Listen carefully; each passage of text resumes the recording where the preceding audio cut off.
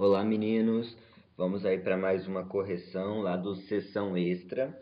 Então, nós estamos aí na correção hoje da página 64 e 65, certo? Então, vamos fazer essa correção. Peguem aí, por favor, a apostila e vamos acompanhando, ok? Estamos lá no final do capítulo 3.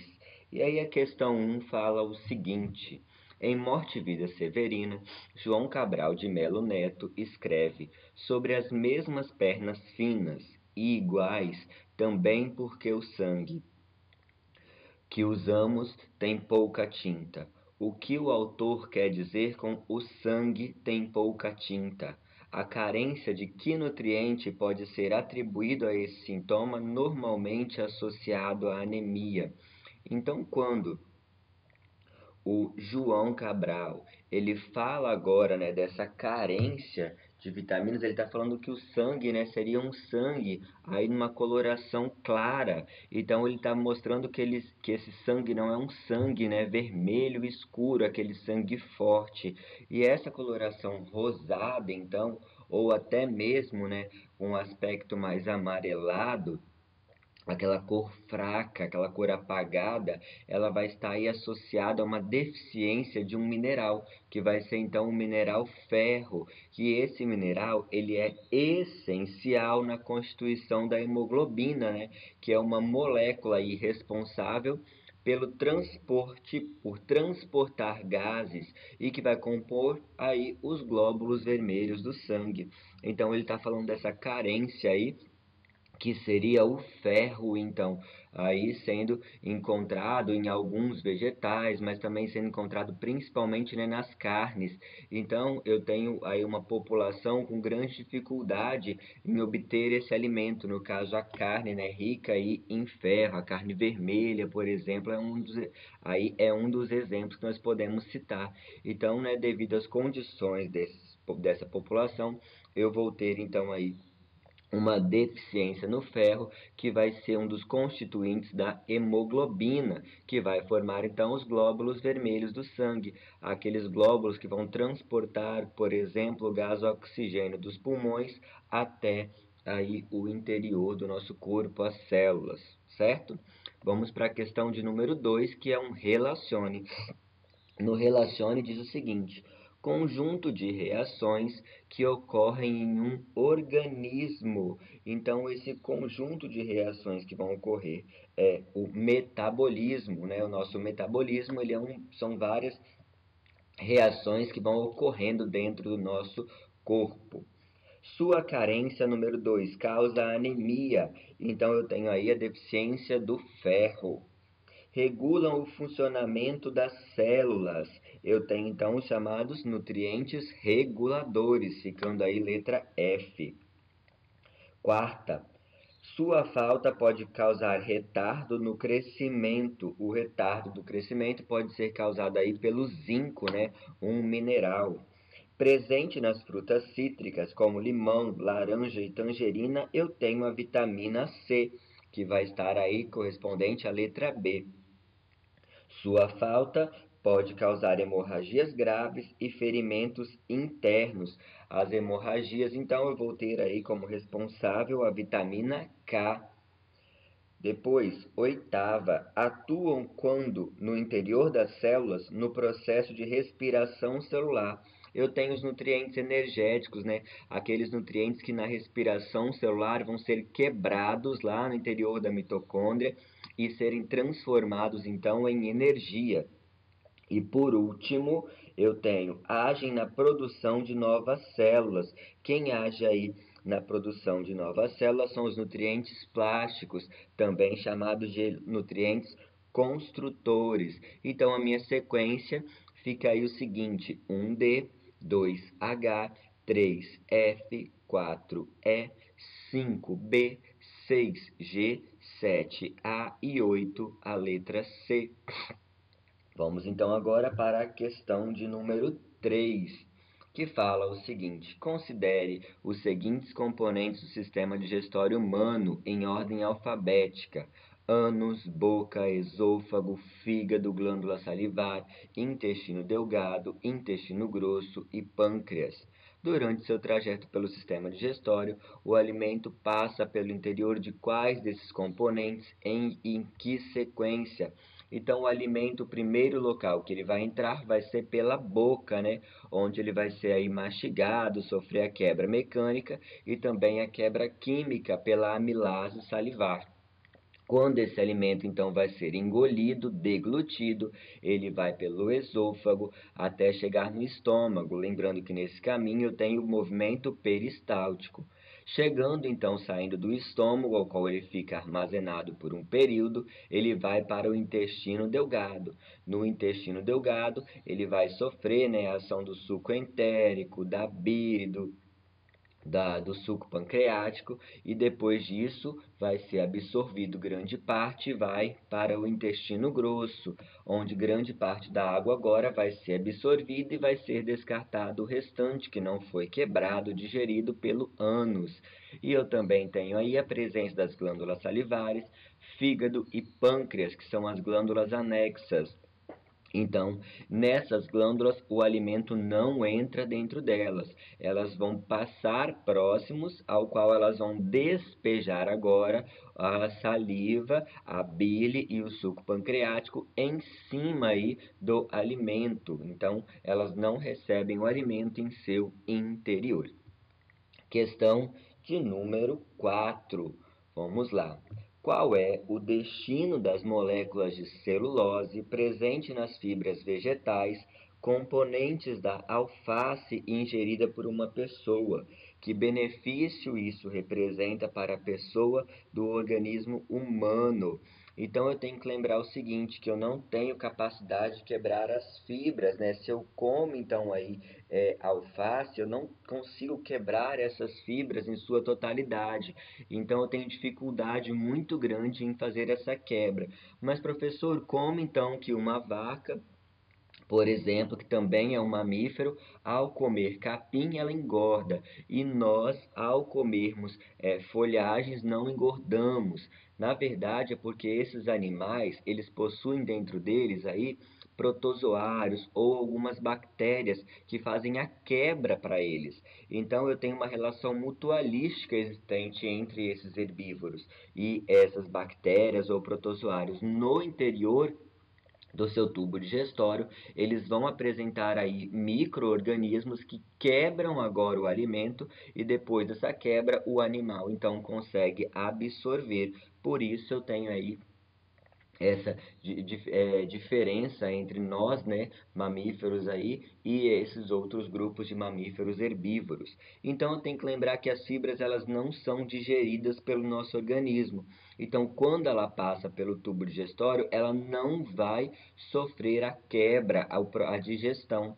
Então, ela vai ser agora levada aí durante todo o tubo digestório até formar as fezes, né, até elas ser liberadas. E qual é a vantagem disso? É que quando eu estou lá formando o quilo, né, o bolo fecal, essas fibras elas retêm água, e ao reterem água, elas então umedecem e deixam o bolo fecal agora úmido, e isso vai favorecer na sua eliminação, não vai ficar aquelas fezes ressecadas. Essas fezes, então, não ficando ressecadas, elas saem com maior facilidade, certinho? Então, agora, nós vamos para a questão de número 5, que fala o seguinte: as grandes moléculas que ingerimos, tais como proteínas, carboidratos e lipídios, não são usadas diretamente como forma de energia ou material de construção nas células do corpo. Elas necessitam passar por um processo de quebra em unidades menores que possam ser usadas nas atividades celulares. Então, estou falando aí das macromoléculas tendo que ser transformadas em micromoléculas para que agora eu consiga absorver pela parede intestinal essas moléculas e jogar então para o interior do nosso corpo. E aí a letra A diz o seguinte: que nome se dá a esse processo de quebra das grandes moléculas? O nome desse processo, então, é aí chamado de digestão. Então, na letra A, eu tenho a digestão como nome desse processo. A letra B já me diz o seguinte: quais são as moléculas menores que se originam da digestão das grandes moléculas citadas aí, né? Então ele citou proteínas, carboidratos e lipídios. Então as proteínas são quebradas em aminoácidos. Pode ir colocando a setinha, proteína, aminoácido. O carboidrato agora, ele é quebrado, então, né, ao ser reduzido, ele vira monossacarídeos. E os lipídios, ao serem quebrados, vão formar aí, né, os ácidos graxos. Letra C diz o seguinte: como, né, ocorre essa quebra, como se dá essa quebra das moléculas ingeridas. Então aí eu vou ter as reações químicas, né, que vão fazer com que eu tenha quebra dessa substância. Então, as reações químicas realizadas por quem? Realizadas aí por enzimas produzidas nos nossos órgãos do tubo digestório, ok? Então, a digestão ocorre por meio de reações químicas mediadas por enzimas produzidas nos órgãos do tubo digestório. Questão de número 6, vamos lá. Apesar de serem usados cerca de 10 a 12 litros de água na digestão, menos de 1/10 de litro sai com as fezes em condições normais. Por quê? Porque eu tenho que lembrar que quando eu estou fazendo o processo digestório e ao chegar então o bolo fecal, chamado aí de quilo, lá no interior do meu intestino grosso, certo? Grande parte dessa água vai ser absorvida no intestino grosso. Então eu tenho que lembrar que a maior parte da água usada na digestão, ela vai ser aí reabsorvida ao longo do tubo digestório. E qual é o local que principalmente absorve essa água? O principal local, então, vai ser aí o chamado intestino grosso, certo? Vamos para a questão de número 7, que diz o seguinte: imagine que você esteja comendo um lanchinho feito de pão, manteiga e bife. Explique onde acontece a digestão dos componentes principais de cada um desses alimentos. Então eu tenho que lembrar que o pão ele vai ter aí, né, o amido, componente aí, né, dos carboidratos. E a quebra do amido, ela já é iniciada na boca, né, pela amilase salivar. Então eu tenho a ptialina e a enzima que vai fazer essa quebra, né? Então o carboidrato vai se iniciar a digestão na boca pelas enzimas da saliva. O segundo alimento que ele me disse é a manteiga. A manteiga aí, né, gorduras, lipídios. Então a digestão vai acontecer aonde? A digestão da manteiga, ela ocorre lá na primeira porção do intestino delgado, que é o chamado duodeno, né? Então lá no duodeno, eu tenho que lembrar que o fígado libera a bile e a bile emulsiona essas gorduras, né? Transforma essas gorduras em algo mais fácil de serem digeridas. E as enzimas do suco pancreático agora, né, vão auxiliar na quebra dessas moléculas. Então eu tenho aí a porção do duodeno, a primeira porção do intestino delgado, e eu vou atuar aí em cima do lipídio com a bile, que vai emulsionar, e as enzimas do suco pancreático, que vão quebrar essas moléculas. E por último, eu tenho o bife, né? O bife é proteína. A proteína inicia-se a quebra onde? Lá dentro do estômago. Então, pelas enzimas do suco gástrico, ok? Então, eu tenho aí as minhas proteínas agora sendo quebradas lá dentro do estômago. Depois continua o processo no intestino delgado, mas a primeira, né, quebra mais considerável ela ocorre já dentro do próprio estômago. Questão de número 8 fala o seguinte: explique a relação existente entre fígado, vesícula biliar e duodeno. Eu tenho que lembrar que o fígado ele vai secretar a bile, né? Ele vai então aí atuar na produção dessa bile e vai armazenar ela dentro de uma vesícula biliar.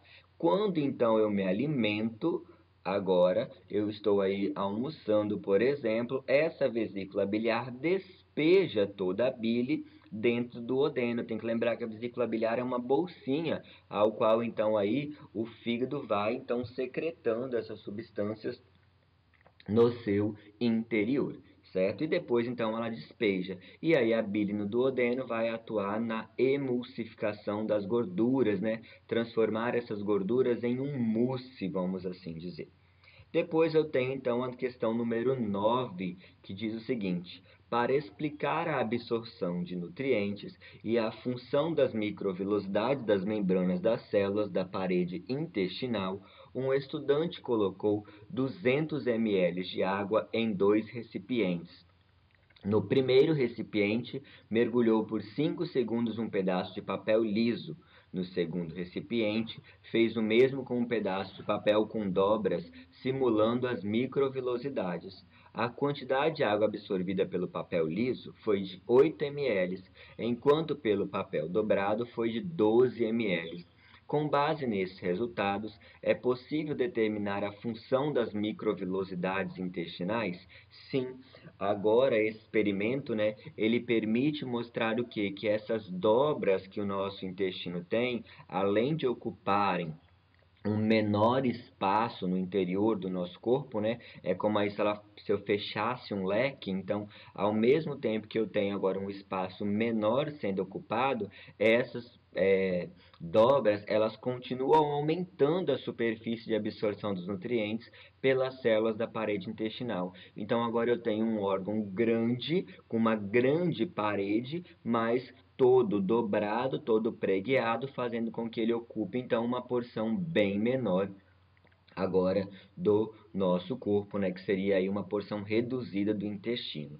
E a última questão, a questão de número 10, fala aí, né, ver os netos gordinhos era a alegria de muitos avós no passado. Crianças rechonchudas eram sinônimo de criança saudável. Numa época em que não existiam antibióticos, crianças mais nutridas resistiam melhor ao processo de infecciosos na infância. E o texto continua falando, né, sobre a obesidade infantil, sobre os maus hábitos alimentares, aqueles alimentos aí ricos em sódio, né, muito sal, alimentos industrializados, muito gordurosos e também a falta de atividade física. O texto relata muito isso. E aí ele traz na letra A a seguinte pergunta: considerando a boa refeição mencionada no texto, aponte e explique onde será iniciada a digestão química e de qual alimento. Então, a digestão química ela já ocorre logo na boca, pela chamada amilase salivar, né? Então, aí eu tenho a enzima agora pitialina atuante sobre esses alimentos. Então aí ela vai atuar sobre os carboidratos, no caso vai ser aí o arroz, né, citado pelo texto. Na letra B, ele já diz o seguinte: de acordo com o texto, a obesidade tem diversas origens. De que maneira o ambiente e o corpo, desculpa aí, o comportamento com o texto, comportamento social podem influenciar na sua manifestação. Então eu tenho aí, né, hoje em dia, cada vez mais os adolescentes estão praticando o sedentarismo. Então a falta de atividade física é muito presente, então, nesses adolescentes, ocasionadas aí principalmente pela televisão, pelo videogame, pelos celulares, né? Então cada vez mais as pessoas estão ficando dentro das suas casas e praticando menos atividades físicas. Nós também temos que lembrar que a gente também encontra aí uma grande dificuldade em relação à violência. A violência inibe muito essas atividades, né? Hoje em dia é muito difícil você ver, principalmente em grandes cidades aí, pais deixando as suas crianças livres, né, para brincarem. Então sempre tem uma preocupação muito grande em relação à violência. Então, né, a atividade física e a diminuição dessa atividade física e o sedentarismo e também o aumento da ingestão de comidas e de alimentos gordurosos, açúcares, tem contribuído muito para a instalação desse quadro. A gente tem alimentos como alimentos industrializados como refrigerante, os próprios sucos industrializados vêm com uma quantidade gigantesca de açúcar, né? Então, eles são aí alimentos que, biscoitos recheados, por exemplo, alimentos que vão prejudicar muito a saúde e aumentar o quadro de obesidade, principalmente obesidade infantil, né? Então, passar horas em frente à televisão ou jogando videogame são alguns dos exemplos que contribuem significativamente para a obesidade infantil. Ingerir alimentos fora do horário das refeições também contribui para o ganho de peso. Então eu tenho cada vez mais, né, a energia sendo introduzida no nosso corpo e cada vez mais eu deixando de gastar essa energia. E a letra C, para a gente finalizando, fala o seguinte: porque, em termos nutritivos, o arroz e o feijão formam um par perfeito em uma alimentação saudável. Eu tenho que lembrar que o arroz, né, e o feijão, eles estão aí na nossa base da pirâmide alimentar. E o arroz é importante porque o arroz ele é um carboidrato. Ao ser um carboidrato, ele é um alimento energético, né? Então ele vai liberar aí, né, grande quantidade de energia no interior do nosso corpo. E o feijão já não é um elemento tão energético, ele tem uma característica mais plástica, ou seja, mais construtiva. Então o feijão, ele vai fornecer muita proteína vegetal, e essa proteína então vai formar um par perfeito com a energia agora disponibilizada pelo arroz. Então ambos são de extrema importância para a manutenção do metabolismo e também para a regulação das atividades do nosso corpo, certo? Então nós finalizamos por aqui a correção do Seção Extra, página 64 e 65. Fiquem muito bem, meus queridos, saudades e até a próxima. Beijão!